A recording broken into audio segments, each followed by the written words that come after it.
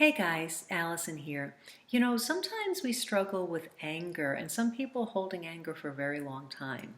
And a lot of us fear anger, a lot of us feel it's sinful, which it's not. It's an emotion. It's all about what we do with anger or don't do with anger. But I think it boils down to being angry or taking action. Let me explain. Anger is what's known as utility emotion. It moves us to action when there's a perceived injustice. All right, so I look at the pro-life movement. It's fueled ultimately by anger. We see a terrible injustice and we do something constructive to try to fight against it. Doesn't mean violence. A lot of people associate anger with violence. Not at all. The civil rights movement was fueled by anger at the injustice of prejudice and segregation and all of those things that were so horribly unfair.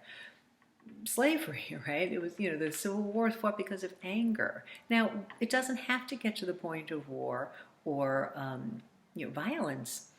I think if we understand something, when we kind of really get in touch with our anger, we need to, number one, look and say, what emotion is under my anger? Is it sadness? Have I lost something? Is it fear? Is it frustration?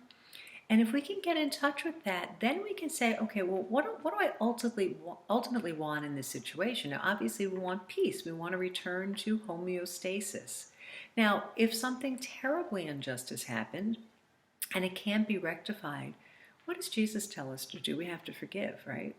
And that's really hard, and it is an action.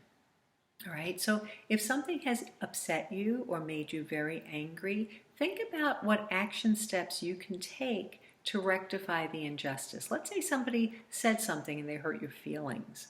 Well, you can have a discussion with them. Maybe you need to talk to somebody else to work out your feelings before you do. But if we don't take some sort of action, sometimes the action might be saying, I have to let this go. I have to not think about this anymore, and I have to forgive. And I need the grace to do that, and I will pray every day for the grace to do that. That might be the action.